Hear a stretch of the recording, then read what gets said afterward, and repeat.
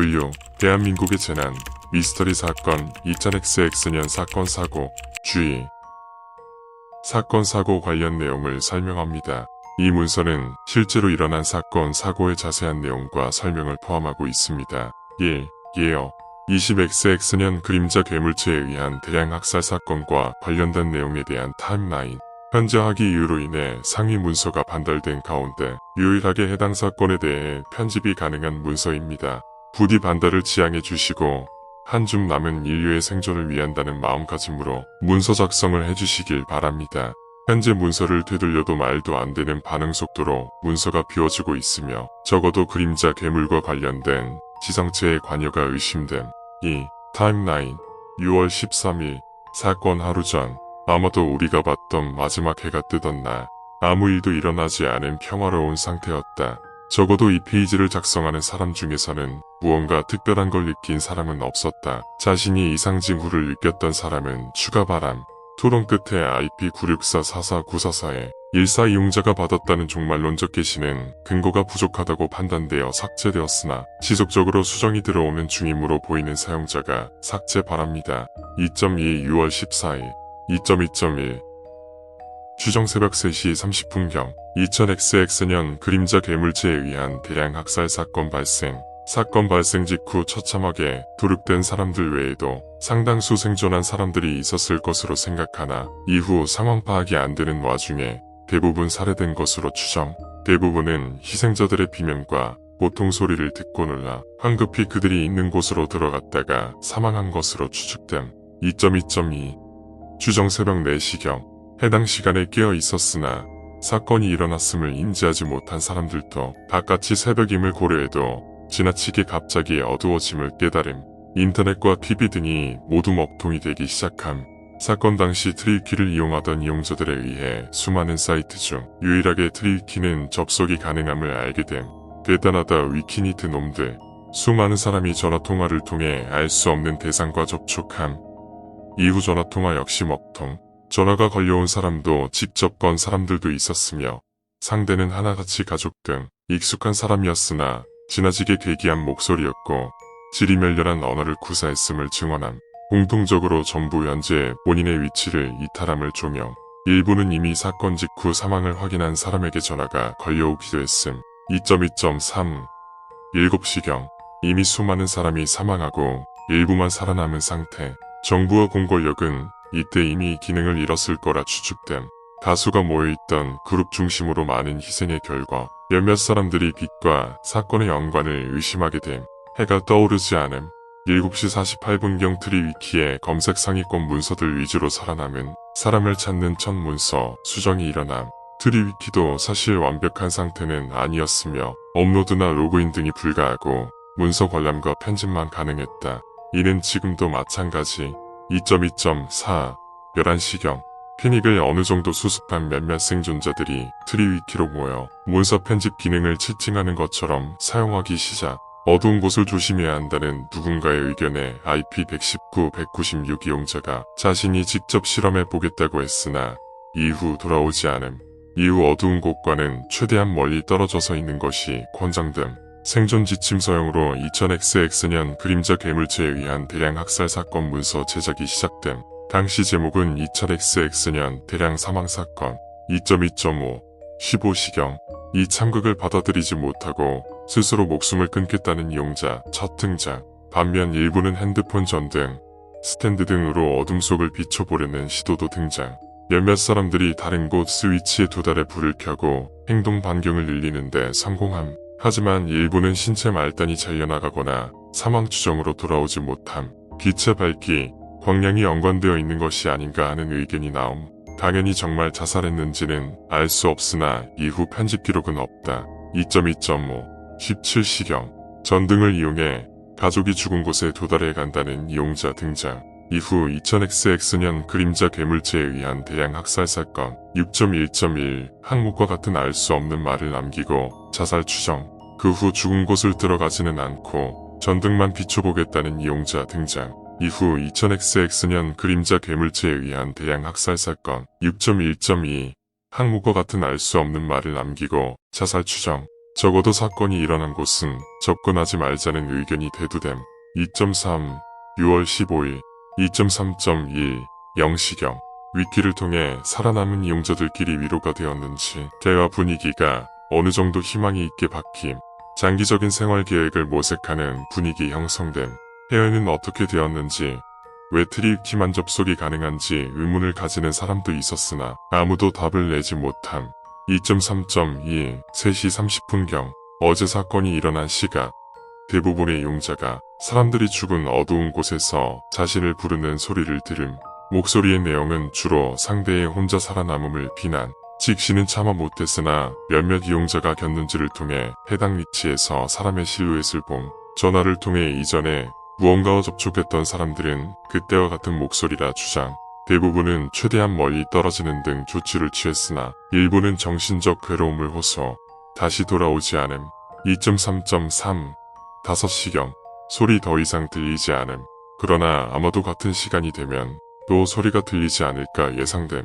어떤 알 수 없는 지성체가 인간을 죽이려 한다는 것이 확실해짐. 성인 문서명 2000XX년 그림자 괴물체에 의한 대량 학살 사건으로 수정. 현재 이 문서 편집 시작. 2.3.4 7시경 희망을 잃고 죽고 싶다는 IP175 이용자가 자신이 죽기 전에 빛의 세계에 따른 안전한 정도를 테스트해보겠다 함. 어둠 속에서 약 1m의 거리에서 핸드폰 갤럭시 S21 전등을 손에다 비춰서 실험. 전등 출력 5단계 이상 없음. 전등 출력 4단계 이상 없음. 전등 출력 3단계 이상 없음. 전등 출력 2단계 손바닥 일부와 중지와 약지 손실함. 다른 사람들이 IP175 이용자를 칭찬하고 더 살도록 설득함. IP175 이용자 자살 철회함. IP964.44.944.14 IP759.494.644.99 두 이용자를 중심으로 IP175.125 이용자를 목숨으로 거짓말했다고 비난하는 분위기 형성함. 2.3.5 8시경 IP175 이용자 마지막 글을 올리고 자살 추정. IP964.44.944.14 IP759.494.644.99 두 이용자에 대한 비난과 쉴드로 사람들이 갈라짐. 2000XX년 그림자 괴물체에 의한 대량 학살 사건의 하위 항목으로 생존자 자살 종료 사건 추가. IP964.44.944.14 IP759.494.644.99 두 이용자에 대해 IP 주소의 이상함과 괴상한 문체에 대한 의문이 있었으나 크게 화두로 오르지 못함. 이후 XX1까지의 기록이 몇몇 이용자들에게 편파적이라는 이의제기가 있어 토론 후에 되돌리거나 수정하겠습니다. 2. XX월 XX2 모 이용자 오래된 전등이 나가려고 한다는 마지막 글을 올리고 사망 추정. 모 이용자 먹을 것이 없다는 마지막 글을 올리고 자살 추정. 모 이용자 무이상 가족의 비난을 참을 수 없다는 마지막 글을 올리고 자살 추정. 모 이용자 식량을 구하기 위해 아파트 아래층으로 가본다는 마지막 글을 올리고 사망 추정. 모 이용자 사인 자살을 권하는 IP964.44.944.14 IP759.494.644.99 두 이용자의 말에 동의하고 마지막 글을 올리고 자살 추정. 2. XX월 XX2 현재 활동 인원 IP175.125 IP964.44.944.14 IP759.494.644.99 3인 남음. 저 개새끼들이랑 나 조지나 까라 그래라 시발. 오늘도 엄마 목소리가 들린다. 점점 말투도 옛날이랑 똑같다. 환영한다 신입. 여기 오기 전에 이미 카톡으로 담당자한테 근무 중 주의사항 문서 받았지? 다 외웠고 잘했어. 근데 말이야. 사실 담당자 그 새끼 한 번도 현장직 뛰어본 적 없다. 그 문서 쓴 새끼들도 마찬가지고. 아무튼 그래서인지는 잘 모르겠지만 앞으로 너가 현장에서 마주치게 될 돌발 상황 중 최소한 열의 둘 정도는 문서에는 없는 내용일 거야. 그래서 가기 전에 한번 내가 몇 가지는 구두로 설명해 줄게. 오늘이 너 첫 번째 실전이기도 하고 이런 거 현실은 다른 법이잖아. 그래서 내가 일부러 근무 시간보다 1시간 정도 일찍 오라고 했던 거야. 어쨌든 지금 시간이 얼마 남지 않았으니까 빠르게 설명해 줄게. 내가 말하는 내용들 중 3분의 2는 문서에는 안 나오는 거니까 잘 메모하면서 들어두고 거기 책상에 수첩이랑 볼펜 보이지? 중요하다 싶으면 메모한 부분 적어놔. 언제든지 펴볼 수 있게. 상황 닥쳤을 때 뒤늦게 문항 하나하나 뒤적거리면서 찾을 건 아니잖아. 첫 번째, 파트너는 각기 다른 디자인의 가면을 쓰고 있어. 참고로 톰은 강아지야. 귀엽지? 물론 농담이고 무슨 일이 있어도 파트너의 가면을 벗기지 마. 정말 무슨 일이 있어도 말이야. 만약 사고가 생겨서 너 파트너의 가면이 떨어지거나 했다면 안심해 그럴 일은 거의 없어. 그렇지만 만에 하나 그럴 일이 생긴다면 절대로 파트너의 얼굴을 보려고 하지 마. 그래도 떨어지면 본인이 알아서 주워서 쓰거나 주머니에서 다른 가면 꺼내서 쓰더라. 두 번째, 창밖에 안개로 덮인 산 보이지? 여기서 나와서 한 3분 정도 걷다 보면 산의 입구가 나올 텐데 거기가 너 근무지야. 톰은 거기서 입구 조금 안쪽에서 널 기다리고 있을 거다. 무슨 일이 있어도 절대 늦지 마. 절대로. 만약 너가 늦으면 톰은 오늘이 쉬는 날이라고 생각할 거고 그대로 돌아갈 거야. 한번 근무지 들어가면 애 뜰 때까지 못 나오는 거 알지? 그렇게 되면 넌 죽은 목숨인 거야. 그러니까 늦으면 안 돼. 5분 정도는 괜찮지만 10분 이상 늦을 것 같으면 근무지에 가지 말고 담당자에게 연락해서 연차를 내. 비록 수당은 좀 깎이겠지만 목숨줄 꺾이는 것보다는 훨씬 낫지. 그렇다고 너무 일찍 근무지에 가는 것도 안 돼. 근무지에서 혼자 톰을 기다리겠다고 한 몇 분 정도 일찍 오는 건 괜찮겠지만 해가 진 이상 거기서 30분 이상 혼자 있는 건 자살행위나 다름없어. 세 번째, 근무지에서 절대 방호복 벗으면 안 되는 거 알지? 나가기 전에 방호복 구석구석 꼼꼼히 체크해둬라. 가끔 흠집이 난 것도 있거든. 담당자 새끼 하여간 관리를 개 족같이 해서 만약 흠집이 나 있으면 옆에 비품실에서 덕트 테이프 가져와서 메워. 대충 붙이지 말고 꼼꼼하게 2중 3중으로 겹쳐서 붙여. 그리고 근무 끝나고 담당자한테 연락해서 바꿔달라고 해. 네 번째, 근무 도중 무슨 일이 있더라도 톰의 곁에서 멀어지지 마. 오히려 무슨 일이 일어날수록 톰 곁에 바싹 붙어야 해. 물론 주변이 안전한 것 같으면 좀 멀리 떨어져도 괜찮기야 하겠지만 톰이 보이지 않을 정도로 멀리 떨어지면 안 돼. 만약 톰이 사라진 것 같으면 방호복 왼편 가슴에 붙어있는 발신기 버튼 누르고 바닥에 완전히 납작하게 엎드려서 기다려. 무슨 소리가 들리거나 심지어 톰이 온 것 같아도 발신기가 반응 안 하면 그건 네 파트너 아니다. 발신기가 반응할 때까지 절대 고개를 들어선 안 돼. 만약 그러고 있을 때 웬 미친년이 노래 부르는 것 같은 소리가 들리면 소리 사라질 때까지 숨 참는 거 잊지 말고 발신기를 누른 이상 보통은 1분 안에 너 파트너가 다시 나타날 텐데 만약 1분이 지나도 끝까지 파트너가 오지 않거나 위의 상황에서 실수로 숨을 쉬어버렸다면 그냥 엎드린 채로 오른편 주머니에 들어있는 알약 먹는 거 알지? 보니까 문서에는 무슨 자살약인 것마냥 써놨는데 이래서 내가 그 새끼들을 존나 싫어하는 거야. 그거 자살약 같은 거 아니니까 제발 안심하고 좀 먹어라. 안 먹고 버틴길 생각하지 말고. 물론 죽는 것보다 더 아프긴 하겠지만 아주 잠깐이야. 그리고 적어도 일주일 동안은 넉넉하게 휴가도 받고 공급도 조금밖에 안 까이니까 그냥 먹어. 안 먹으면 어떻게 되냐고. 글쎄다. 잘 몰라. 확실한 건 그랬으면 난 여기 없었겠지. 그래도 그 약 2번 이상 먹으면 내성 생긴다. 좋아할 게 아니야. 그 뜻은 내게 마지막 최후의 수단이 사라진다는 거라고. 그러니까 정말 최후의 수단으로 남겨두라는 뜻이야. 만약 2번 약을 먹게 된다면 그 다음에는 그냥 스스로 그만두겠다고 해. 위에서는 절대 네 몸뚱아리 그런 거 신경 안 쓰니까 네가 말하는 수밖에 없어. 사직할 때 별거 없어. 그냥 비밀보장 유지 계약서에 사인 한 번만 하면 돼. 대신 그 후로 여기서 있었던 일 절대 발설하면 안 된다. 익명이라고 해서 안전할 거라고 생각하지 마. 계약서에 사인한 이상 그놈들 어떻게든 너 찾아올 거야. 5번째, 근무할 때 지급받은 삽 있지? 그거 작물 파낼 때도 쓰이지만 무기로도 좋아. 엔간한 상황에서는 파트너가 보호해주겠지만 그래도 가끔 잔챙이들이 기습적으로 달라붙을 때가 있거든. 그놈들은 약해서 보통 삽질 한 번이면 뒤진다. 꼭 삽날로 치는 거 잊지 말고. 사람이랑 비슷하게 생겨서 거부감 들겠지만 그거 사람 아니야. 그리고 최대한 빨리 그 자리를 벗어나. 그거 다시 살아난다.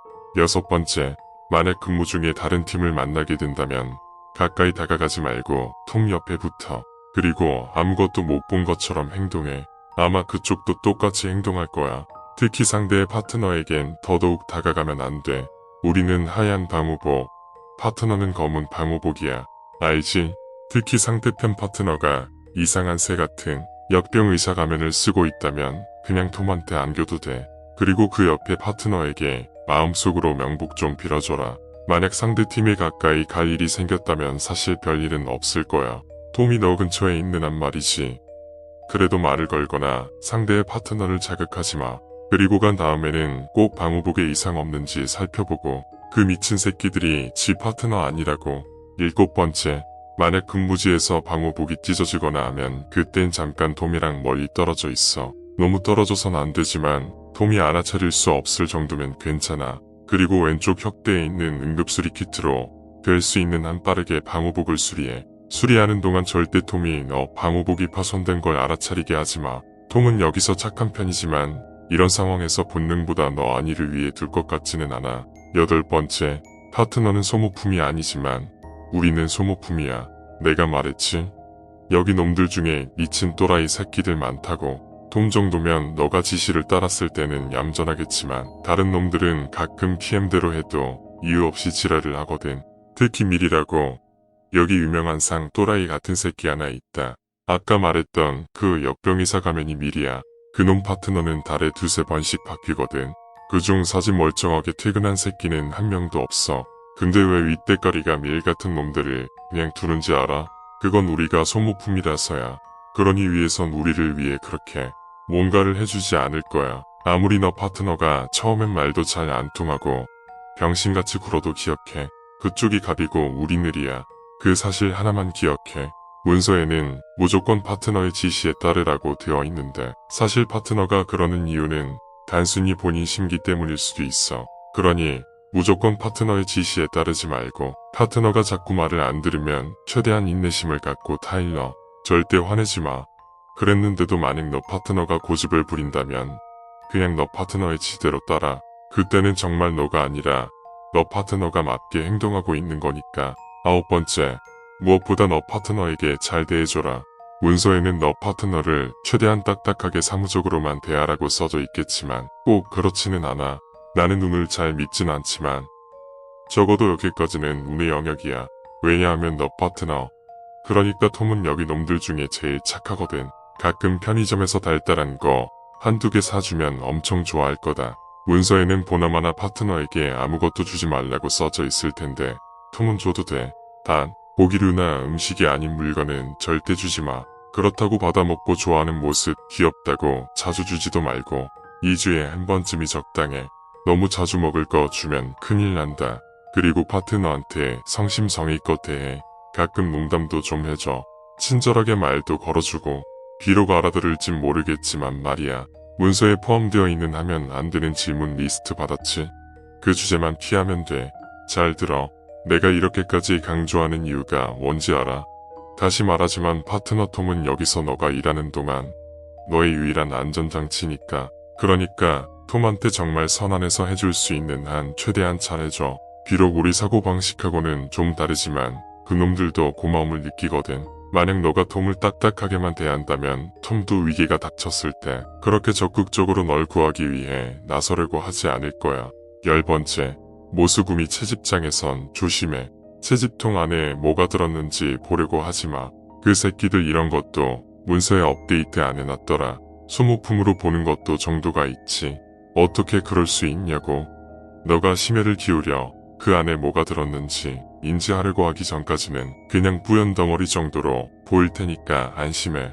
너가 방호복에 부착되어 있는 안전 야시경을 잘 착용했을 때 이야기지만 그리고 그거 생각보다 무거우니까 톰한테 도와달라고 하는 편이 좋을 거야. 그리고 은근 쏟아지기 쉬우니까 조심해. 쏟아지면 그거 다 네 수당에서 깎인다.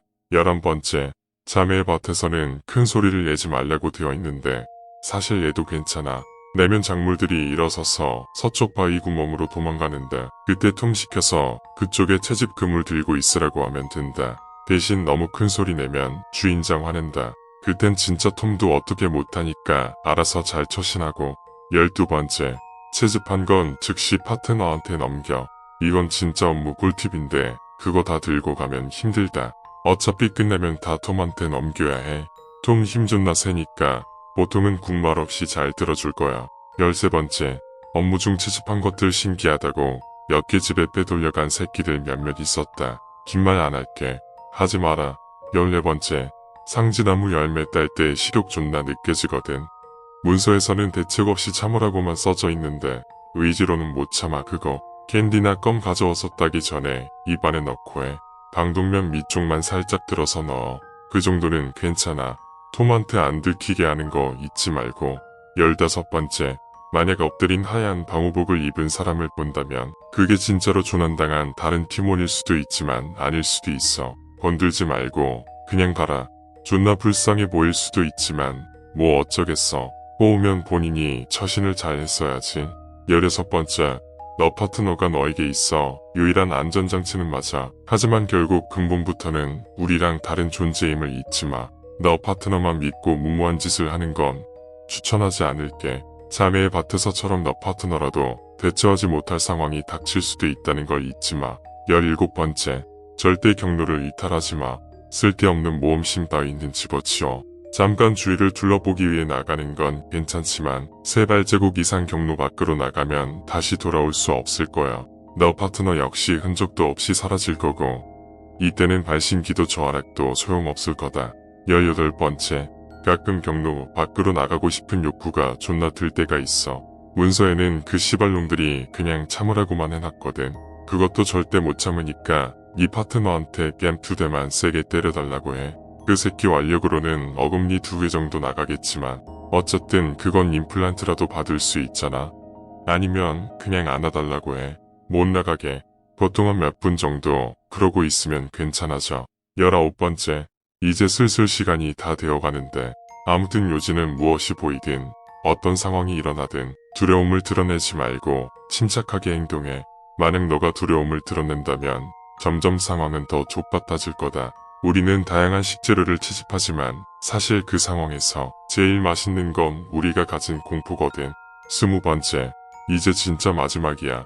근무 끝내고 나오기 전에 톰한테 채집한 재료 다 넘겨줬는지 확인해. 그중 단 하나도 우리 손에 있어선 안 돼. 입구에서 손 터는 거 잊지 말고. 만약 실수로 들고 나온 것 같으면 즉시 담당자한테 연락해. 절대 그거 집까지 들고 가면 안 돼. 일단 생각해둔 건 여기까지네. 다행인 건 우리 구역이 그렇게 헬은 아니라는 거야. 위험한 것들도 많이 없고 채집해야 하는 것도 그리 많지 않아. 어디까지나 다른 구역에 비해서지만 대신 급료는 다른 구역보다 좀 적지만 뭐 적은 편은 아니니까. 그럼 이제 인수인계도 끝났으니 난 간다. 잘 적었지? 잘했어. 다행히 지금 갈아입고 나가면 시간 되기 전에 나가겠네. 여기 캔디 안 가져왔지? 오늘 열매 딸 때 필요할 거야. 그럼 잘 있어라. 선배는 주섬주섬 일어섰다. 그리고 그대로 문으로 걸어나갔다. 그러더니 맞다. 마지막 말을 까먹었네. 여기서 제일 중요한 건 네 목숨이다. 비록 윗대가리들은 그렇게 생각 안 하겠지만 적어도 넌 그렇게 생각해야지. 힘들면 지체 없이 때려쳐. 비밀 유지만 잘하면 되니까. 그럼 이제 진짜 간다. 선배는 그 말을 끝으로 문을 나섰다. 철컥하는 소리가 울리고 이제 여기에 남은 건 나는 떨리는 손으로 메모를 확인하고 방호복을 입기 위해 탈의실의 벽장에 손을 뻗었다. 깊게 생각하지 마. 내 몸엔 아무 이상도 없어. 여기 써 있는 걸 의심하지 마. 약 먹어. 독 없으니까 제발 약 먹어. 정신 차려. 내 몸은 정상이야. 커터칼, 식칼, 감자칼, 손톱깎이 가위 다 쳐다도 보지 마. 킹킹 가위도 쳐다보지 마. 약 먹어. 손가락 개수 셀 시간에 문 여는 방법을 기억해. 정신 차려. 약 먹어.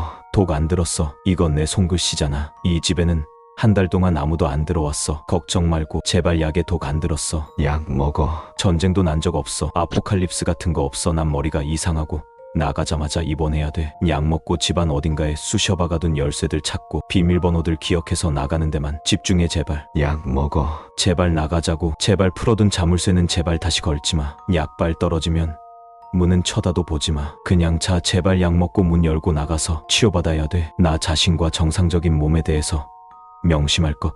손 2개. 손가락 손 하나당 5개 총 10개. 손가락 길이 다 다른 게 정상. 손발톱은 분홍색 부분 말고 맨 위 하얀 부분만 잘라야 함. 초승달 모양이고 얇고 완전한 흰색은 아니고 약간 노란기가 섞임. 발 2개, 발가락은 발 하나당 5개, 총 10개. 머리카락은 잘라도 됨, 손발가락은 안 됨. 혀는 턱에 겨우 닿는 정도가 정상. 억지로 늘리려고 할 필요 없음. 눈은 위아래 눈꺼풀로 덮여서 눈동자가 조금 가려짐. 목 가운데 즈음은 원래 튀어나옴. 암 아님, 종양 아님. 무릎은 2개 둥근 모양이고 원래 단단하고 다리가 쭉 펴져 있을 땐 좀 울퉁불퉁해 보임. 종양 아님. 발이 손보다 크지만 손가락이 발가락보다 긴. 그러니까 자르지마 제발. 살같이 좀 물렁하거나 단단하게 느껴진다고 해서 그게 살점이 골마가거나 종양이 생겼다는 뜻이 아님. 종양이라 쳐도 집에서 혼자 수술 못함. 비누를 먹는다고 암 안 고쳐짐. 눈이 간지러우면 비벼도 됨. 손 그렇게 안 더러움. 샴푸로 눈을 감으려고 하면 절대 안 됨. 나는 의대에 간 적 없음. 나는 수의사도 아님. 사람과 오징어 인체 구조는 다름. 오징어 해부와 사람 몸 수술은 다름. 절대로 스스로 수술하려는 시도하면 안 됨. 약발 떨어지고 갑자기 내 몸에 위화감이 들거나 불편한 것 같거나 뭔가 고쳐야 될 것 같은 기분이 들면 약을 더 먹거나 그냥 잘 것. 머리카락이나 디타 털은 자르고 싶은 만큼 잘라도 됨. 약발 금방 떨어짐. 약 어디 뒀는지 잊어버리지 말 것. 먹고 어디 뒀는지 바로바로 어디 잘 써둘 것. 사실 생각해보니 약은 잘 뒀음. 먹고 싶을 때 먹으면 됨. 볼은 말랑말랑, 어깨도 말랑말랑, 두개골에 말랑말랑한 부분이 분명히 있어야 됨. 없으면 얼른 송곳 같은 뾰족한 걸 찾아서 정수리를 찔러서 독소가 빠져나갈 구멍을 만들어줘야 함. 그래야 암이 안 생김. 송곳 어디 뒀는지 다음부터 잘 써둘 것. 송곳은 책상 서랍 잘 보이는 첫 번째 칸에 둠. 자물쇠 푼 것 어디에 뒀는지 다음부터 잘 써둘 것.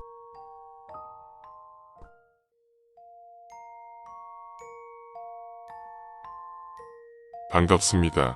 본 연구소에 귀한 시간을 내주셔서 대단히 감사합니다.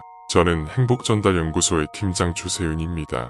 본 연구는 공포 요소로 인한 심리적 외상과 이를 회복하는 방법을 연구하여 이를 바탕으로 치료법의 입증, 나아가 관련된 정책 및 관련 연구의 자료의 예시로 사용하기에 목적을 두고 있습니다. 본 연구는 한 사람에 걸쳐 개별 검사 형식으로 순차적으로 이루어지며 검사 결과는 익명 처리로 연구 목적으로만 사용될 예정입니다. 본인은 동의서를 읽었으며 본 연구의 목적 방법 등에 대한 충분한 설명을 듣고 이해하였습니다. 모든 궁금한 사항에 대해 질문하였고 충분한 답변을 들었습니다. 본인은 설명서 및 작성된 동의서 사본 일부를 받았음을 확인합니다. 충분한 시간을 갖고 생각한 결과 본인은 이 연구에 참여하기를 자유로운 의사에 따라 동의합니다. 아래의 각 문항에 응답해 주시기 바랍니다. 객관식과 주관식 문항이 존재하며 주관식은 서술을, 객관식은 귀하가 동의하는 문항에 표로 응답해 주시기 바랍니다. 성별, 출생연도, 최종학력, 종교, 혼인상태, 동거인, 직업, 종교, 혈액형. 공포란, 공포는 고통이나 자신을 파괴하려는 위협에 직면했을 때, 이로부터 벗어나려 할 때 발생하는 정서를 말합니다. 설문은 안전한 장소에서 진행되니 두려워하지 마시길 바랍니다. 내가 가장 두려워하는 것은, 내가 가장 공포를 느꼈던 상황은, 기아는 평소에 공포물을 얼마나 좋아하십니까? 기아가 동의하는 정도를 표시해주세요. 전혀 좋아하지 않는다 1번부터 아주 좋아한다 7번까지 기아가 공포물을 볼 때 어느 부분에서 두려움을 느끼는지에 대한 질문입니다. 기아가 동의하는 정도를 하나씩 표시해주세요. 전혀 무섭지 않다 1번부터 매우 무섭다 5번까지 소재가 무섭다, 분위기가 무섭다, 현실성이 무섭다, 색깔이 무섭다, 피와 내장이 무섭다, 특정 생명체가 무섭다, 귀신이 무섭다, 사람이 무섭다, 돌발 상황이 무섭다, 소리가 무섭다, 생김새가 무섭다, 이 무섭다. 다음의 문항은 가장 충격적인 공포물을 경험한 이후 그 경험이 떠오를 때 나타나는 증상에 대한 질문입니다. 기아가 동의하는 정도를 하나씩 표시해주세요. 전혀 아니다 1번부터 매우 그렇다 5번까지 마음이 혼란스럽다, 그 경험이 계속 떠오른다. 예민하고 화가 난다. 현실이 아닌 것처럼 느껴진다. 그 상황에 대한 꿈을 꾼 적이 있다. 가위에 눌린다. 누군가에게 의존하고 싶어진다. 남의 말에 잘 휘둘린다. 누군가 주변을 감시하고 있다고 생각이 든다. 지금도 누가 있다고 느낀다. 연구 제목: 한국형 안구운동 민감소실 재처리 기법. K-EMDR이 공포 요소로 인한 심리적 외상과 회복에 미치는 효과. K-EMDR이란 트라우마, 심리적 외상이란 개인이 겪는 정신적인 상처를 의미하며, 트라우마를 겪은 사람들은 그 기억 자체를 없애고 싶은 생각이 들 정도로 힘들 수 있습니다. 안구운동 민감소실 및 재처리 기법. EMDR은 처리되지 않은 고통스러운 기억들을 떠올리며 동시에 안구운동을 통해 자극을 주어 뇌의 정보 처리 시스템을 활성화하여 기억의 처리가 다시 일어나도록 돕는 치료입니다. 이는 잠자는 동안에 눈이 좌우로 움직이는 REM 수면 단계에서 기억이 처리가 되는 원리를 이용한 것입니다. 이를 통해 고통스러운 기억들이 긍정적으로 통합되고 해결되어 증상을 완화하게 됩니다. EMDR 치료는 1987년 이후 베트남 참전 용사와 성폭행 피해자들이 보이는 외상 후 스트레스의 증상을 약화시키는 것을 시작으로 해요. 현재 전 세계적으로 수백만 명의 환자들을 치료할 정도로 효과적인 치료 방법으로 자리 잡았습니다. 행복전달연구소에서는 EMDR을 한국 정서에 맞는 용도로 새롭게 개발하였고, 이를 통해 심리적 외상을 회복하고자 합니다. 고개를 들어 정면을 바라보시면 치료를 시작하겠습니다. 양쪽 끝에 놓인 선을 눈만 좌우로 왔다 갔다 하며 바라봐주세요. 눈을 좌우로 왔다 갔다 하는 안구 운동은 뇌의 정보 처리 기능을 활성화하는 데 도움을 줍니다. 단순한 방법 같지만 뇌의 좌우를 교대로 자극하는 덕분에 우리는 마음속 깊은 곳에 내재된 기억을 꺼낼 수 있게 됩니다.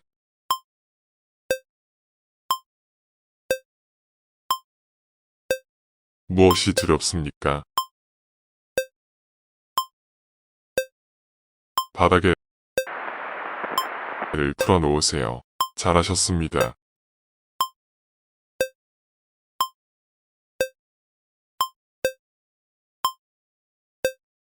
이제 빠져나갑니다. 뒤를 돌아보지 마세요.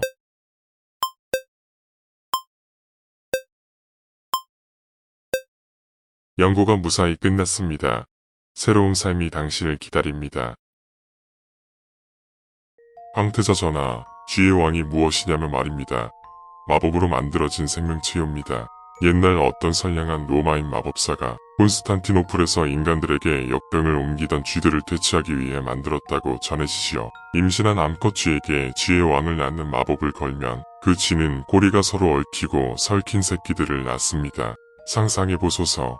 10마리의 새끼 쥐들이 꼬리를 한데 모은 채 방울처럼 뭉쳐있다고. 얼마 안 가 죽을 것 같지만 쥐의 왕은 언제나 살아남습니다. 10마리가 뭉쳐있는 만큼 보통 쥐들보다 10배로 똑똑하고 10배로 강하기 때문이지요. 10배로 빠르지는 않지만 어쨌든 이들은 쥐떼를 지배하는 왕으로 자라납니다. 그리고 쥐의 왕이 쥐들 사이에서 가장 존경받는 존재가 되었을 때 재앙이 시작됩니다. 쥐의 왕은 같은 쥐들을 모아서 자신의 몸에 붙입니다. 말 그대로 앞발이 다른 쥐의 엉덩이에 달라붙고 뒷발은 뒤에 달라붙고 마치 녹아내린 치즈덩이들이 서로 엉겨붙는 것처럼 흉측하고 끔찍한 몰골로 하나가 되는 겁니다. 쥐의 왕은 지옥에서 온 것 같은 꼴을 하고 밤마다 도시의 시궁창을 누비지요. 하나가 될 쥐들을 찾아서. 쥐들은 열심히 도망치지만 쥐의 왕은 크기가 커질수록 더 똑똑해지고 더 강해집니다. 그리고 무엇보다 너무 애초에 쥐를 박멸시키기 위해 만들어진 존재 아니겠습니까? 쥐는 절대 쥐의 왕에게 맞설 수 없습니다. 그저 차라리 쥐덫에 걸려 목이 날아가며 고통 없이 죽는 게 나았을 거라고 후회할 뿐이지요. 이 마법 덕분에 콘스탄티노플에서는 역병이 사라졌습니다. 골목마다 오물을 파먹던 쥐들은 자취를 감췄지요. 마법사들은 쥐의 왕이 어딘가에서 너무나 비대해진 나머지 옴짝달싹 못하고 굶어 죽었을 거라고 했습니다. 사람들은 환호했고 축제를 열었습니다. 몇 년 안에 다른 곳에서 온 쥐들이 다시 도시의 어두운 구석을 점령하겠지만 그때까지는 모두가 지긋지긋한 찍찍 소리로부터 자유로울 거라고 했지요. 모두 인간들을 보호하고 행복하게 살 수 있도록 하려는 선의에서 출발한 일이었지요. 그것들 모두 좋은 의도에서 출발한 일이었습니다. 수백 년간 인간들은 왕들을 만들어냈습니다. 원권 없는 파멸을 타고난 동족학 살자들을, 그리고 그 왕들이 어디로 사라지는지에는 관심을 두지 않았습니다. 쥐의 왕을 비롯한 수많은 왕들은 자신의 몸에서 새어나오는 마법이 동족들을 집어삼키는 걸 무기력하게 지켜봐야 했습니다. 감옥이 되어버린 육신의 덩어리 안에 갇힌 채로 수백 수천의 고통에 참 비명을 들어야 했지요. 그들 모두가 허기져서 죽을 때까지 왕들은 백성들의 절규를 들었습니다. 차라리 죽여달라고 애원하는 이들의 소원을 들어주기 위해 어떤 왕들은 어떻게든 그 기괴하게 부풀어 오른 몸뚱이를 굴려서 강과 호수를 향해 나아갔습니다. 저주받은 채로 태어나 저주를 풀어놓은 자신의 운명을 만회하기 위해 온 의지를 발휘해서 살고자 하는 미물의 본능을 극복하고 죽음을 향해 애처롭게 나아갔습니다. 10마리의 시야는 10배 더 넓고 100마리의 생각은 100배 더 깊었으니 황태자 전하 상상해보소서. 1000배의 슬픔과 100,000배의 절망을, 어떤 한 마리도 느껴본 적 없는 두려움과 미안함을, 세상 밖의 수십만을 살리기 위해 이미 죽은 것이나 진배 없는 혈족들을 자기 손으로 모조리 죽이는 아픔을. 그런 왕들은 어찌나 성군이었는지 파멸을 부리기로 한 운명을 거부하고 대신 재앙을 안고 사라지기를 선택한 기품 있는 왕들이 어찌나 많았는지. 비록 그들 모두 시궁창에서 난 이들이었지만 그런 위대한 결단을 내린 자들을 어찌 애충이라 부를 수 있겠나이까. 그 고귀한 이타심과 희생의 축복이 있으리라. 그러나 모든 왕들이 현명하고 자애로웠던 것은 아니었나이다. 누군가는 슬픔 대신 분노를 품었습니다. 누군가는 절망하는 대신 증오하며 복수심을 키웠습니다. 언젠가는 재앙을 풀어놓은 자들의 머리 꼭대기에 똑같은 형벌을 풀어놓으리라 맹세했습니다. 다른 왕들과 달리 저는 제 백성들을 위해 죽지 않았습니다. 저는 성군이 되는 대신 폭군이 되기로 했습니다. 안식을 원하는 백성들의 살점을 뜯어먹으며 어떻게든 살아남았습니다. 살아남아서 밑바닥 인생들의 술주정을 엿들으며 인간의 말을 배웠습니다. 장사치들의 아첨을 엿들으며 속이는 법을 배웠습니다. 마법사들의 음모를 엿들으며 마법을 배웠습니다. 그리고 이렇게 모든 것이 시작된 황궁의 이방으로 돌아왔나이다. 죽인다고요? 제가 어찌 전하를 죽이겠습니까? 어린 군주시여, 왕은 왕을 죽이지 않는 법입니다. 10마리의 쥐들은 10배로 교활하고 100마리의 쥐들은 100배로 영면한 법. 나는 어떤 쥐들도 가진 적 없는 통찰과 표독스러움을 가졌으니 왕, 그 이상이라 불릴 만하지 않은가. 그러니 나 또한 왕을 만드는 위협을 달성하리라. 제가 황태자 전하 그대를 인간의 왕으로 추대하겠나이다. 전하께서는 형제들과 하나가 되소서. 그리고 백성들과 하나가 되소서. 그러고 나면 전하께서는 왕자가 아니라 황태자이시니 부일황제가 되셨을 때 마땅히 그 밑에 왕들을 거느려야 하지 않겠습니까? 오늘 저는 전하께 왕의 칭호를 드리지만 언젠가 다시 돌아와서 전하를 황제로 만들어드리겠나이다. 제가 제후국들을 방문하는 동안 부디 강령하소서. 이 글을 읽고 있다면 당신은 아마 당신의 방 안에 있을 것입니다. 그러나 그 공간은 당신의 방이 아니며 그렇게 보이는 다른 곳입니다. 하지만 괜찮습니다. 하룻밤만 버티면 원래 당신이 살던 곳으로 무사히 돌아갈 수 있을 것입니다. 일정 시간이 경과하면 자연스럽게 공간이 바뀔 예정이고 이 매뉴얼은 그 하룻밤을 무사히 보낼 수 있게 도와줄 것이며 다양한 상황에 모두 대처할 수 있도록 설계되었습니다. 부디 무사히 이곳을 탈출하시길 기원합니다. 0. 이곳은 당신의 무의식을 베껴온 공간입니다. 따라서 당신에게 익숙한 방의 풍경을 보여줍니다. 그러나 공간을 만든 주체는 당신이 나가는 것을 원치 않으므로 전력으로 탈출을 방해할 것입니다. 가장 기본적인 사항부터 확인해야 합니다. 당신 방에 달린 문은 밖을 볼 수 없는 문, 창문이 달리지 않고 유리 등의 투명한 재질이 아닌 문입니까? 예, 1번으로, 아니요, 20번으로. 1. 당신이 이 공간을 인지한 순간부터 방해가 시작됩니다. 가장 먼저 방 밖에서 누군가 문을 두드릴 것입니다. 하지만 당신은 상대방을 볼 수 없습니다. 오로지 소리에 집중하여 이 상황을 타파해 나가야 합니다. 절대 문을 열지 말고 질문을 던지십시오. 상대방은 당신의 언어를 알아들을 수 있습니다. 누구세요? 라고 정중하고 차분히 물어보십시오. 방 밖의 목소리가 아는 사람입니다. 7번으로 처음 듣는 목소리가 들립니다. 11번으로 사람의 목소리가 아닌 것 같습니다. 4번으로 2. 당신은 상대방의 기분을 상하게 만드는 대응을 했습니다. 일단 버티십시오. 상대방이 문을 부수고 싶어도 이 공간의 문은 절대로 밖에서 부술 수 없습니다. 버티고 또 버티십시오. 그대로 100초 정도를 세기 시작하십시오. 100초가 지나자 조용해졌습니다. 21번으로 100초 안에 상대방이 물러나지 않습니다. 18번으로 상 100초 이상 버틸 수 있는 존재라면 최소 2~3시간은 비명을 지르며 문을 두드려댈 것입니다. 다소 피곤하고 정신이 너덜너덜해졌겠지만 무사히 넘겨서 이 페이지를 볼 수 있길 바랍니다. 21번으로 4. 대화가 통하지 않는 상대가 오는 일은 매우 드뭅니다. 특수한 조건이 갖춰진 것 같으니 방 안을 탐색해 주십시오. 방 안에 음식이 있습니까? 예. 28번으로 아니요. 12번으로 5. 부모님을 사칭한 가짜로군요. 당장 저리 꺼져 라고 외치고 쫓아내십시오. 이윽고 정적이 찾아올 것입니다. 1번으로 6. 다시 문을 닫고 대기하십시오. 21번으로 7. 방 밖에서 아는 목소리가 들렸다 하더라도 방심할 수 없습니다. 누구의 목소리입니까? 부모님입니다. 10번으로 부모님이 아닌 다른 사람입니다. 11번으로 8. 상대방이 불같이 화를 낸다면 잘못된 권유로 인한 것입니다. 저는 당신을 볼 수 없습니다. 라고 소리치십시오. 소리가 멈췄습니다. 29번으로 심한 욕설이 쏟아집니다. 2번으로 9. 상대에게 시간을 알려주어야 합니다. 두 가지 방법이 있습니다. 말로 시간을 알려주십시오. 그러면 상대방은 아직 시간이 남았다며 최소 2시간은 더 떠들 것입니다. 21번으로 문을 열고 시계를 방 밖으로 던지십시오. 즉시 대화가 중단되고 정적이 찾아올 것입니다. 21번으로 10. 정말 부모님이 맞는지 의심스러우실 겁니다. 질문을 하십시오. 단, 당신이 직접 겪은 일이 아닌 지어낸 일을 추억처럼 얘기하십시오. 상대방이 겪어본 적이 있다며 동의합니다. 5번으로 상대방이 처음 듣는 소리라며 당황합니다. 16번으로 11. 목소리의 나이를 가늠해 주십시오. 상대방의 연령대는 어느 정도입니까? 어린이입니다. 15번으로 청소년 중장년 사이입니다. 26번으로 완연한 노인입니다.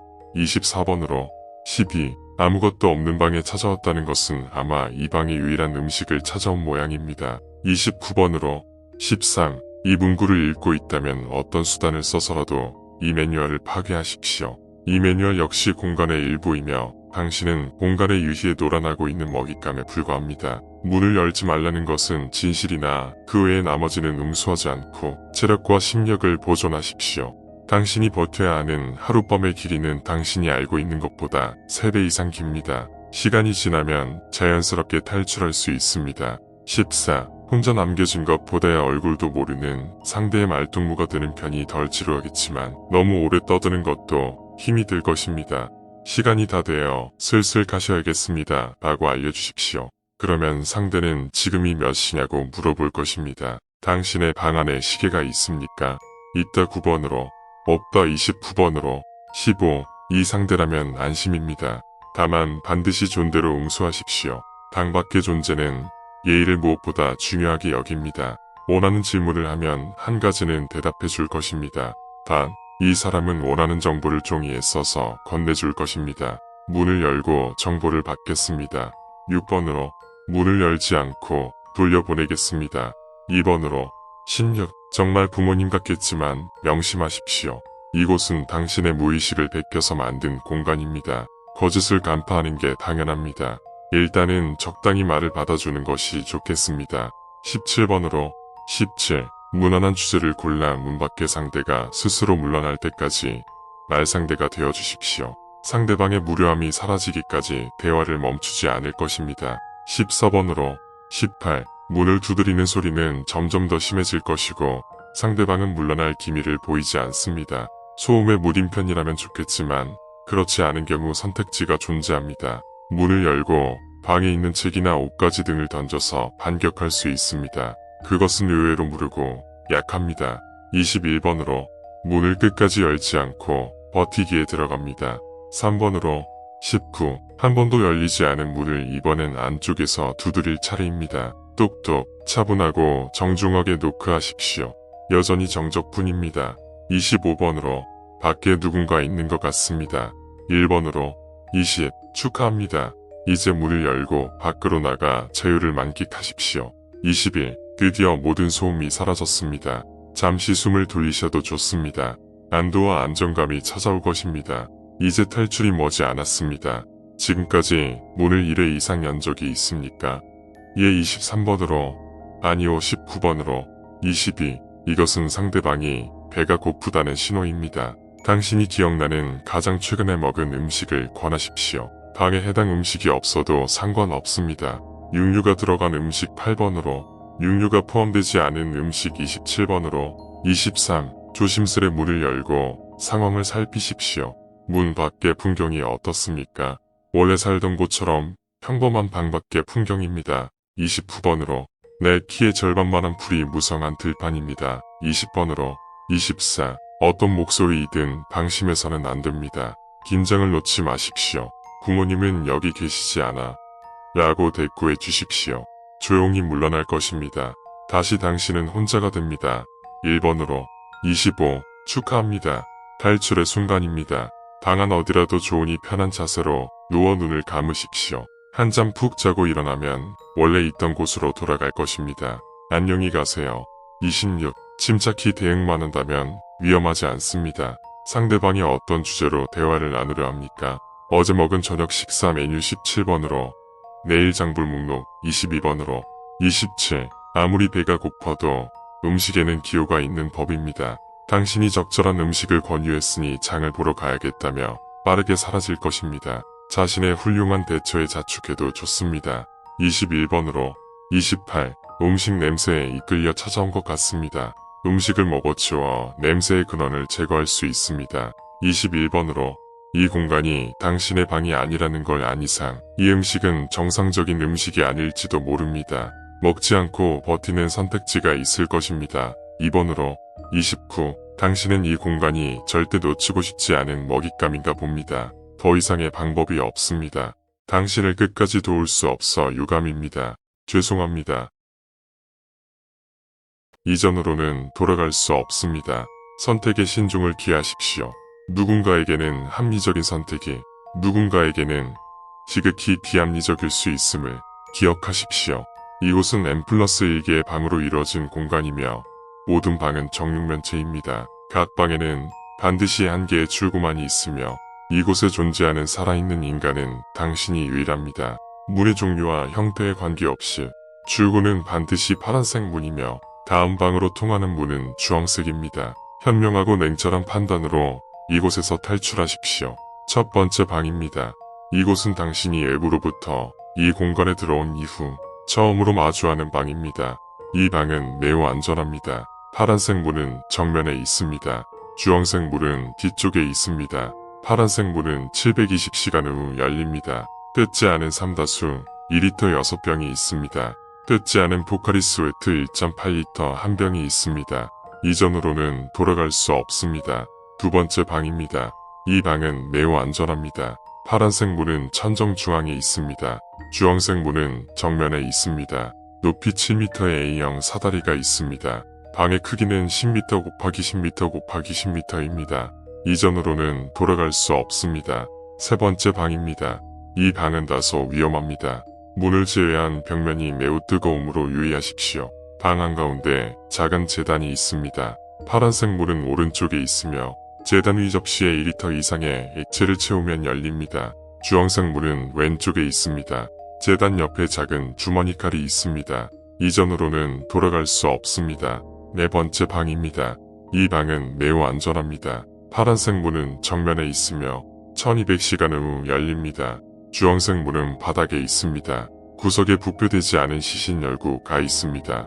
뜯지 않은 삼다수 10리터가 있습니다. 항생제 배갈이 있습니다. 이전으로는 돌아갈 수 없습니다. 다섯 번째 방입니다. 이 방은 상당히 위험합니다. 방의 크기는 5m 곱하기 5m 곱하기 5m입니다. 4.5m 높이까지 물이 차 있습니다. 물 속에는 피라냐 수십 마리가 서식하고 있습니다. 파란색 물은 왼쪽에 있으며 수압으로 인해 열리지 않습니다. 주황색 물은 오른쪽에 있으며 자동 버튼식이므로 쉽게 열 수 있습니다. 바닥에 배수구가 있으나 마개로 막혀 있습니다. 마개를 제거할 때 수압에 의해 배수구로 빨려 들어가지 않도록 주의하십시오. 배수구가 어디로 연결되는지는 파악된 바가 없습니다. 이전으로는 돌아갈 수 없습니다. 6번째 방입니다. 이 방은 매우 위험합니다. 인간이 아닌 무언가가 열쇠를 팔고 있습니다. 그것은 평등하게 나누어 갖는 것을 좋아합니다. 당신의 신체에서 짝수 개수만큼 있다고 명확히 인지되는 것을 절반뚝 떼어 주십시오. 그것은 기뻐하며 열쇠를 줄 것입니다. 파란색 문은 정면에 있으며 열쇠로 열 수 있습니다. 주황색 문은 왼쪽에 있습니다. 열쇠를 사지 않고 주황색 문을 여는 것을 선택하면 그것은 보탬이 되고 싶다며 N명분의 신체 기관 절반을 당신에게 쳐 붙여줄 것입니다. 몇 개의 방을 더 거친 후에야 나는 그때 현명하게 선택했어야 한다는 것을 깨달았다. 몇 개의 방을 더 거치고 나니 나에게는 선택을 하지 않을 선택만이 남았다는 것을 깨달았다. 애니꼬렘 플러스 1. 이전으로는 돌아갈 수 없습니다. 명인역 지하상가는 2007년 6월 11일부로 폐쇄되었습니다. 허가 없이 구역 내로 침입하거나 침입을 위한 일체 행위를 하는 자는 조자현상 대체특별법 1조 2항에 의거 강도 높은 신체적 제재가 이루어질 수 있습니다. 만약 형용할 수 없는 이끌림을 느꼈다거나 어느새 정신을 차려보니 이곳이었다거나 침입하고 싶은 욕구를 참을 수 없는 경우 대기 중인 요원이 지급하는 약물을 복용하신 후 안내에 협조하십시오. 급후 명인역 구 지하상가 단기관 이직 채용 공고 근무일자 6월 11일 하루 근무시간 07시부터 2길 00시 급여 1급 8,700만원 복리후생 별도 고시 기타 종교인 편도체 이상자 우바 후위대병 등 5대 업무 내용 면접 후 별도 고시 부산광역시 초자연현상관리국 마지막 테스트에 온 것을 축하합니다. 바로 시작하지요, 지원자분들. 이 사진을 보세요. 어떤가요? 가죽이 벗겨진 건가요? 네, 이 사람은 우리 직원이었는데 일하다가 실수를 했거든요. 제가 직접 벗겨냈어요. 이게 그 가죽이에요. 면접관이 사람 가죽을 꺼내 보인다. 지원자 5쪽 4명이 비명을 지른다. 구토를 하는 이도 있다. 면접관이 한숨을 쉬더니 칼을 들고 일어나 지원자 이를 찌른다. 지원자 일은 외마디 비명을 남긴 채 고꾸라져 피를 흘린다. 시끄럽게 굴지 마세요. 저 가죽 주인이랑 이 사람이 왜 죽었는지 아세요? 시끄러워서예요. 여러분도 가죽 벗겨지고 싶어요? 일하기 싫으면 나가요. 지금 나간다고 하면 보내줄게요. 지원자 이사오는 포기를 선언하고 도망치듯 나갔다. 면접실에는 지원자 3만이 평온한 얼굴로 앉아있다. 당신은 안 나갈 거예요? 네. 안 나갑니다. 정말인가요? 저희랑 일할 자신 있으세요? 안 할 이유가 있나요? 저 돈 필요해요. 피범벅이 된 지원자 일이 움직이더니 일어나 앉는다. 그녀는 옷 속에서 붉은 물감이 든 패드를 떼낸다. 영화 촬영 등에서 혈흔 효과를 내기 위해 쓰이는 소품이다. 올해도 늦지 않게 사람을 구했네요. 다행입니다. 강 팀장은 어째 매년 연기가 늘어 배우 해도 되겠다니까. 지금 뭐 하는 건가요? 축하합니다. 합격입니다. 함께 일하게 되어 기쁩니다. 명인역 지하상가 단기관 이직 근무자 근무지침 먼저 지원해주신 근무자님께 감사드립니다. 업무는 어렵지 않으나 근무 수칙을 따르지 않을 경우 심각한 결과가 초래될 수 있습니다. 항상 이 수첩을 지참하시고 정해진 수칙에 따라 성실히 업무에 임하여 주시길 바랍니다. 0 지급된 하얀색 알약은 인지저항약물입니다. 2시간 간격으로 복용하십시오. 복약 주기가 아니더라도 필요한 경우 추가로 복용해도 좋습니다. 다만 약물의 치사량은 시간당 5개이니 유념하십시오. 0-1 파란색 알약은 공포 저항약물입니다. 부작용이 크므로 임의로 복용하지 마십시오. 마찬가지로 치사량은 시간당 5개입니다.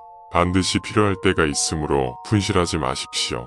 1. 명인역 지하상 가는 길이 810m, 261개의 점포가 입점 중이던 상가입니다. 현재는 폐쇄되어 접근이 일체 금지되어 있습니다. 아무도 없어 보이지만 인기척과 시선이 느껴진다면 착각이 아니니 이동하실 때 시선을 되도록 바닥에 두십시오. 2. 상가 중앙 기둥에 지저분한 몰골의 거지가 구걸을 하고 있을 것입니다. 지급된 만원 국권을 깡통에 넣고 힘내세요라고 말하십시오. 이후 돌아서 20걸음 멀어진 뒤 뒤돌아보십시오. 거지가 백골이 되어 나뒹굴고 있다면 안심하시고 다음 근무를 진행하십시오. 2-2 만약 거지가 어디론가 사라졌다면 즉시 상가 중앙에 아름드리 허언으로 달려가 셔터를 내리십시오. 그리고 여긴 편의점이 아닙니다라고 말씀하신 뒤 10,000원 국권을 하나 더 꺼내어 뒤로 던지십시오. 어느새 거리 중앙에 거짓이 신이 생겨났다면 안심하셔도 좋습니다. 그 다음 풀려있는 잠금 장치를 매뉴얼에 따라 재설치하십시오. 3. 아름드리 화원은 이중 셔터와 쇠사슬, 자물쇠, 부적 등으로 굳게 잠겨 있습니다. 저절로 자물쇠가 풀리거나 셔터가 열리는 일이 잦으니 각별히 주의하십시오. 3. 근무 중 아름드리 화원의 셔터는 저절로 열리는 경우가 잦습니다. 이때 위의 항목에서처럼 닫아주시되 이 과정에서 매장 내부를 보는 일은 없도록 하십시오.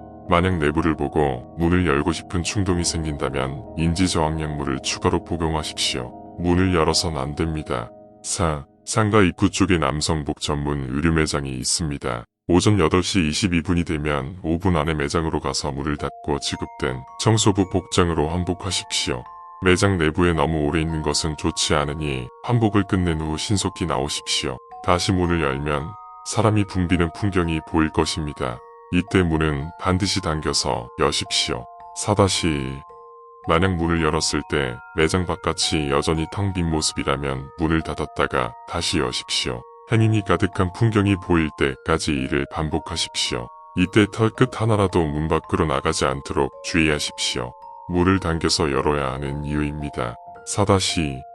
위 과정에서 누군가 문을 밀치는 듯한 느낌이 들며 닫히지 않을 때가 있습니다. 아름드리 화원은 중앙에 있습니다. 라고 공손히 말씀하십시오. 문은 서서히 닫힐 것입니다. 이후 풍경이 바뀌면 문 밖으로 나오시되 그 전에 매장에 비치된 마네킹을 밖으로 던지십시오. 마네킹이 어디론가 끌려간다면 함정이므로 나가지 마시고 문을 닫았다가 다시 여신 후 밖으로 나오십시오. 4. 사람이 가득한 상가는 얼핏 활기차고 정상적인 것으로 보입니다. 속지 마십시오. 매년 6월 11일마다 똑같은 이들이 똑같은 시간에 이 상가를 지나갑니다. 그리고 그날을 되풀이합니다. 안타깝더라도 그들이 겪는 고통에 동정을 베풀지 마십시오. 4. 상가의 안끝단 자욱한 안개가 경계를 이루고 있습니다. 그 너머로 가지 마십시오. 정체불명의 이끌림이 느껴진다면 인지저항 약물을 복용하십시오. 5. 행인들 중 아름드리 화원에 접근하는 이가 있을 수 있습니다. 청소하는 척하며 그런 이들을 막으십시오. 만일 누군가 화원에 접근한다면 입구를 등지고 서서 여긴 공사 중이니 들어오지 마십시오라고 말씀하십시오. 아마 순순히 떠나갈 것입니다. 이후 잠금 상태를 점검 및 보수하십시오. 특히 부적이 손상되어 있을 확률이 높습니다. 6. 11시부터 22시 사이 등줄기를 타고 오싹한 한계가 느껴질 것입니다. 1번 출구 방면 경계를 바라보십시오. 저릿저릿한 공포가 한층 커진다면 화원의 주인이 경계를 넘어온 것입니다. 공포 저항 약물을 복용한 뒤 그가 문을 열기 전에 신속히 막으십시오. 이때 막는다 함은 화원을 등지고 서서 고개를 공손히 숙이는 것입니다. 그가 문을 열 것을 요구한다면 거절하시되 조금만 더 시간을 주십시오. 아직 준비가 안 되었습니다. 라고 말씀하십시오. 당신이 공포 저항 약물을 복용했다면 그는 순순히 돌아갈 것입니다. 그가 경계 밖으로 완전히 사라질 때까지 고개를 숙이고 계십시오. 그 후 완전히 풀린 잠금 장치를 재정비하십시오. 6. 만약 실수로 공포 저항 약물 복용을 하지 않고 그를 응대했더라도 침착하게 지침에 따라 행동하십시오. 그리고 그가 눈치채지 못하고 그냥 돌아가기를 바라십시오. 6-3. 간혹 복용하였음에도 효과가 없거나 복용을 잊었다며 화원의 주인은 눈치챌 것입니다. 그가 고개를 삐딱하게 기울이며 웃는다면 이미 늦었습니다. 아직 몸을 움직일 수 있을 때 공포 및 인지저항 약물을 치사는까지 삼키십시오. 장례비를 포함한 임금이 가장 가까운 친족에게 지급됩니다. 서서히 몸이 굳다가 꼼짝도 못하게 된 뒤등 뒤에서 부적이 찢어지는 소리, 자물쇠가 산산조각 나는 소리, 쇠사슬이 끊어지는 소리, 셔터가 활짝 열리는 소리가 차례로 울린 후 두어벨이 찰랑 울리며 문이 열릴 것입니다. 그 전에 숨이 끊어지기만을 바라십시오. 7. 22시 30분이 되면 숨도 쉬기 힘든 공포가 갑자기 끼쳐올 것입니다. 공포 및 인지저항 약물을 최대 용량으로 복용하십시오. 1번 출구 방면을 보면 화원의 주인이 경계에 선 채 당신을 지켜보고 있을 것입니다. 그를 마중 나가십시오. 가지런히 손을 모으고 시선은 살짝 아래로 옅은 미소를 머금은 채 조신한 발걸음으로 그에게 다가가십시오. 고개 숙여 인사한 뒤 말씀하십시오. 오래 기다리셨습니다. 축제가 준비되었으니 따라오시지요. 그와 함께 아름드리 화원으로 가십시오. 화원에 도달하면 아래의 과정을 따르십시오. 부적을 하나씩 떼어내 찢어버리십시오. 전자자물쇠에 비밀번호 1127을 입력하여 잠금 해제하십시오. 강철 자물쇠에 열쇠를 꽂고 돌리십시오. 슬사슬을 풀어 치워버리십시오. 셔터를 올리십시오. 슬창사를 올리십시오. 키뭉치를 보면 어느새 빨간 리본으로 장식된 열쇠가 달려있을 것입니다. 그것이 아름드리 화원의 출입 열쇠입니다. 꽂고 왼쪽으로 돌리십시오. 찰칵 소리가 나면 당신이 할 일은 끝입니다. 좋은 시간 되십시오. 라고 고개 숙여 인사한 뒤 천천히 뒷걸음질로 물러나십시오. 주인이 당신에게서 관심을 거두면 그를 자극하지 않는 선에서 최대한 빠르게 이 항목에 언급된 거지 시체로 가십시오. 시체의 겉옷을 벗겨 입은 후 깡통 앞에 쭈그려 엎드린 뒤 귀를 막으십시오. 주인은 문을 열 때 끈들이는 경향이 있으므로 침착하게 행동한다면 늦지 않게 위조치를 취할 수 있습니다. 마음 단단히 먹고 공포라는 감정을 최대한 억제하십시오. 곧 문이 열릴 것입니다. 8. 귀를 막고 눈을 감고 숨소리도 최대한 참으십시오. 9. 비명소리가 멎고 짓누르던 공포가 사라지면 천천히 고개를 드십시오. 경계를 이루던 안개가 사라지고 텅 빈 상가의 유혈만 낭자한 풍경이 보인다면 고생하셨습니다. 업무가 끝났습니다. 거제에게 빌렸던 옷을 입혀준 뒤 아름드리 화원의 입구를 확인하십시오. 문은 닫혀 있지만 셔터는 열려 있을 것입니다. 셔터를 내리고 잠금 장치를 체결하십시오. 이때 사방에 낭자한 혈액이 스스로 기어가듯 문틈 아래로 빨려드는 현상은 정상이니 신경 쓰지 마십시오. 경계를 빠져나오면 대기 중인 요원의 안내에 따르십시오. 약물 부작용에 대한 치료와 비밀, 서약 후 당신에 대한 구속은 해제될 것입니다. 임금은 3일 내에 계좌로 입금됩니다. 그럼 행운을 빕니다.